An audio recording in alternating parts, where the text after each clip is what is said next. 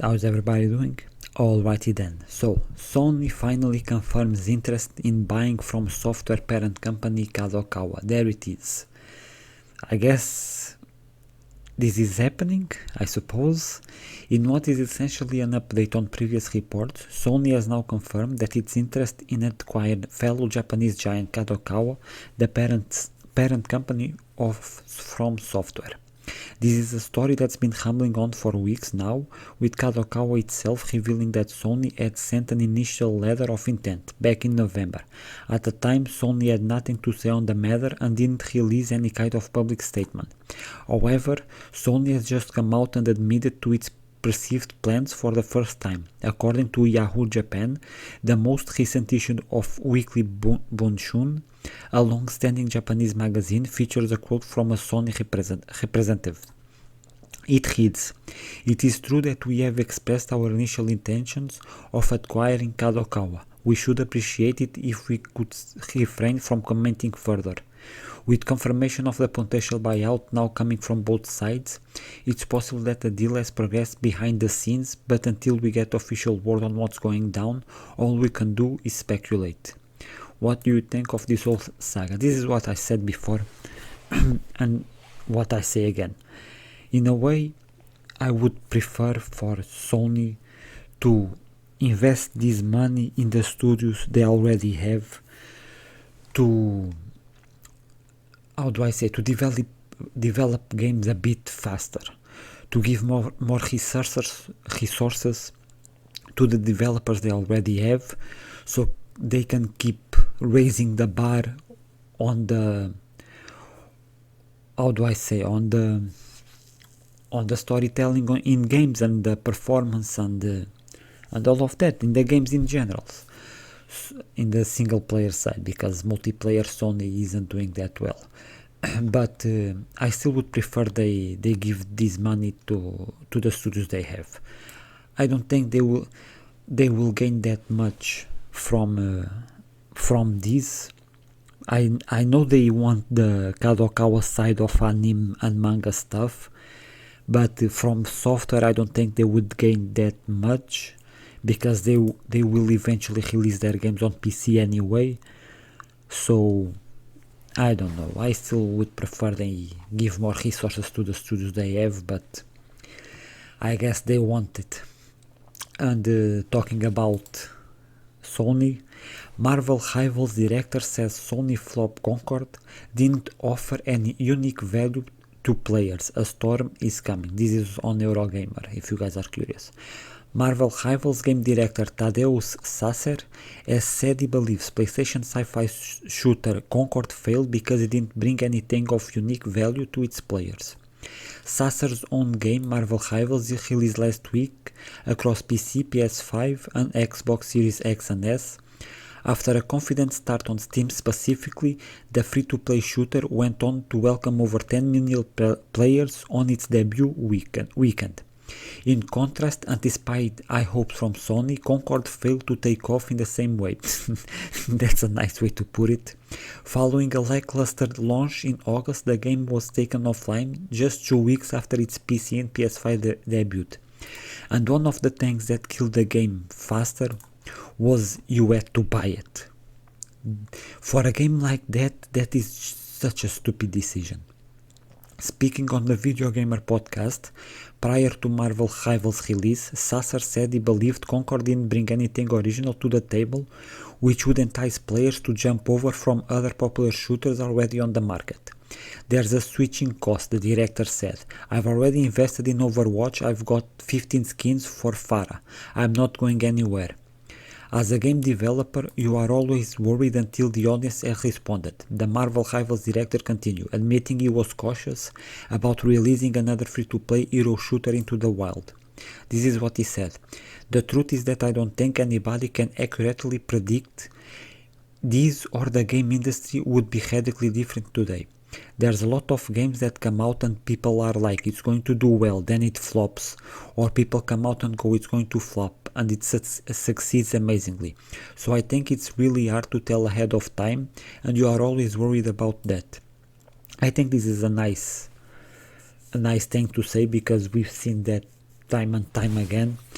But what I say about this is, if a game is good, it doesn't matter what people say before the release. If a game is good and the word of mouth is good, the game will succeed. That is what I believe. Sasser believes Marvel Rivals has the fact that players can take on the guise of well-known superheroes in its favor. That is also true. And this hook gives people a reason to check out the game. I don't know about you, but when I heard the concept of the game, I was like, oh my god, I want to be Storm in a game. I want to be Doctor Strange in a game. I want to be those heroes in the game. That sounds awesome to me, he said. And of course, my mind immediately leaped to all the cool possibilities you could have with that. That's what I think will pull people in as well too. If we've done our jobs well, they love what they play and they'll want to play some more. That is exactly true.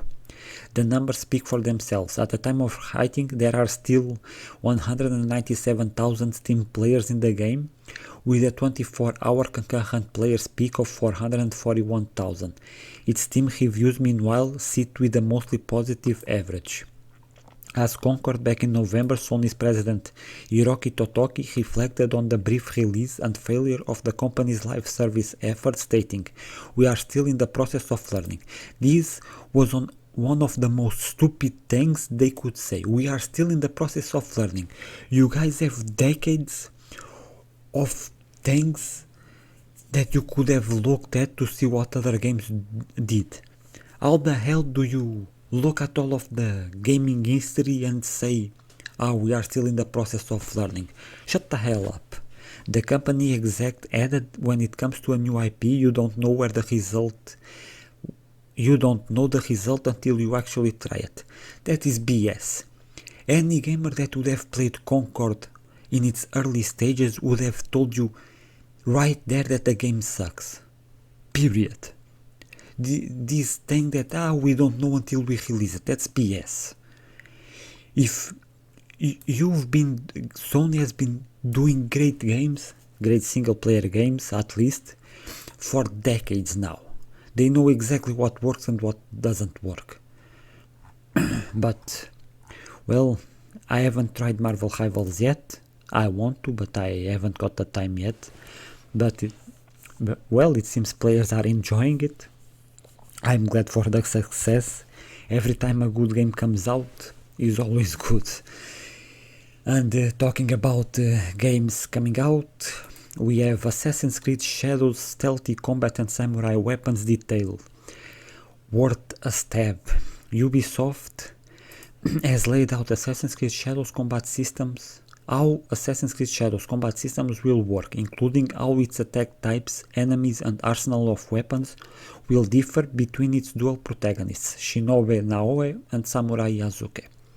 The update comes a week after a similar deep dive into Assassin's Creed Shadows Stealth, as the game's marketing schedule begins ramping up once more following its previous shock delay.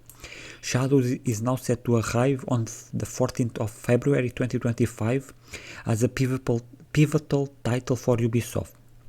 I have said this before and I say it again. If Assassin's Creed Shadows fails, I think Ubisoft as a company is done. I don't think there's no saving that company if Assassin's Creed Shadows fails. As you'd expect, combat once again offers light and heavy attacks, but also new charged posture attacks that can be held indefinitely by holding down the attack button while you adjust your target. Defensive maneuvers once again include dodges. Naoe pulls off a directional roll, Yasuke has a directional dodge step. Parries, Yasuke forces enemies to step back, Naoe pivots around them and blocks, unique to Yasuke. Okay. The stealth-focused Naoe can become outnumbered when surrounded by enemies, while Yasuke can last longer and pull off a guard-breaking final attack at the end of a combo without pulling off a posture attack.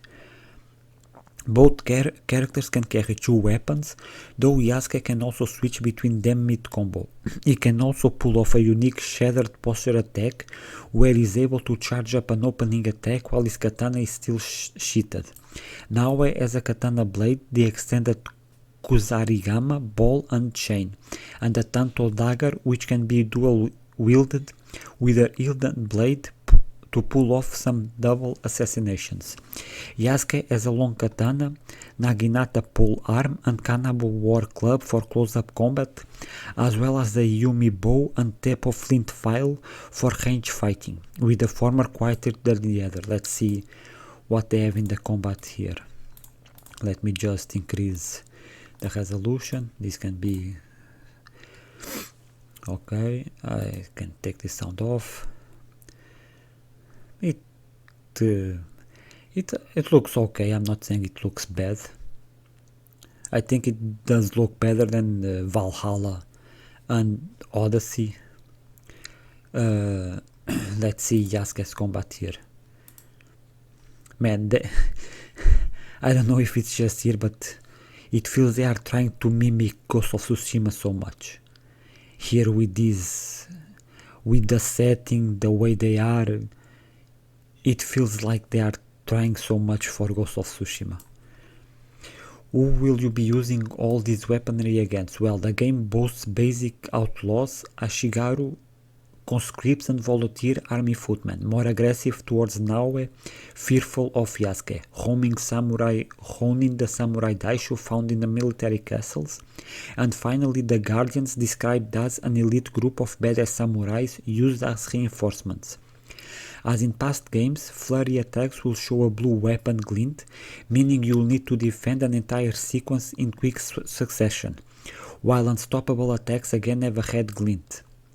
Last month, Ubisoft Assassin's Creed boss Mark Alexis discussed the devastating impact of Shadows, diversity and inclusivity backlash, and explained the reasons of Shadows' delay to ensure... Man, shut the fuck up. That's all it's a game in Japan, let's all be honest. We all know why they put Yasuke as the main character. We all know why. Just to check boxes. It's as simple as that. They've had historical figures in past games. Of course they had, but none of them were playable. Why? Because assassins are the hidden ones. You are not supposed to know who they are. It makes no sense to put a famous supposedly samurai as the main character being an assassin. It makes no sense. They are supposed to be the hidden ones. They are not supposed to be known. This is what makes me mad about this. It's not a problem with Yasuke. They could have put Yasuke in the game as well, but not as a playable character, just like a side quest, or he was one of your companions or something like that, because the assassins are supposed to be hidden. No one is supposed to know who they are. That's the point of the assassins. Jesus Christ, is it so hard to know your own history of the games? God damn it, this is what kinda pisses me off. But anyway, I will be honest, the combat looks good, the graphics always also look kinda nice. Even with that said, I'm waiting until the game releases to see the reviews and all of that, and then I will decide if I buy it or not. So far I've bought every Assassin's Creed game and I've enjoyed them all. Ones more than others, of course, but this one I still don't know. But the combat seems okay, the graphics seems okay. I'm gonna wait and see. And next we have some good news. This is from Push Square, if you guys are curious. Astrobot gains free festive DLC level on PS5. New special bots to collect, Jolly Holiday. You thought Astrobot's run of free DLC updates was finished? Developer team Asobi has just announced one last treat for fans of PS5 plucky platformer, and it launches free for all players tomorrow, this 12th of December. This special new DLC is a festive theme level named Winter Wonder, accessible once you complete the main game. Winter Wonder is a colorful Christmassy stage for all ages, rather than another challenging speedrun like the previous editions. I can leave the trailer there. While details are scarce, we do get a brief look at what it compromises in the above clip. The level looks like a jolliest thing this side of Santa's workshop, but it also contains some special bots to find. This might be related to some games, characters and franchises discovered in Astrobot credits that have yet to make an in-game appearance. This ought to get you in the holiday spirit if nothing else. Will you be checking out? Man, I've been wanting to play this game since release, but I still haven't gotten the opportunity to, but this game just seems so fun to play. And if the haptic feedback and all of that on the controller is like the game that came with the PS5, this is gonna be a blast to play, but I will get to it when I can. And to finish off with another update, Dragon Ball Sparking Zero's biggest update incoming, improves versus mode, brings huge balance changes, and Rock the Dragon. If you've been familiar with my channel, I do a lot of Dragon Ball content. It's basically my favorite thing in the world is Dragon Ball. So let's see what they have to do. This week's Dragon Ball Sparking Zero will get its biggest update yet, and it features some highly requested improvements, and it drops on the 12th of December. Kicking things off on a very positive note, local versus mode is getting a welcome upgrade. All stages are going to be made available when playing offline with a friend. Thank you. I enjoy playing this game with my brother, but being stuck to play in the hyperbolic time chamber was the stupidest thing ever. Just let us play in all the maps. I know because of the capabilities of the PS5 and all of that, but come on. Previously, only the hyperbolic time chamber stage was playable, supposedly because of technical limitations, so it sounds like the developer has worked something out. On top of that, significant balance adjustments are being made to combat. Basically, Sparking Zero has problems when it comes to more advanced play. It was never designed to be a truly competitive fighter, but there are still certain mechanics and tactics that can be abused. With that in mind, this update is clearly trying to overhaul the flow of battle, while also making some changes to the game's more problematic characters. The only thing I don't like about the game is, at least in story mode, every time you start a fight, the enemy starts blasting you with key blasts, and it's annoying as hell.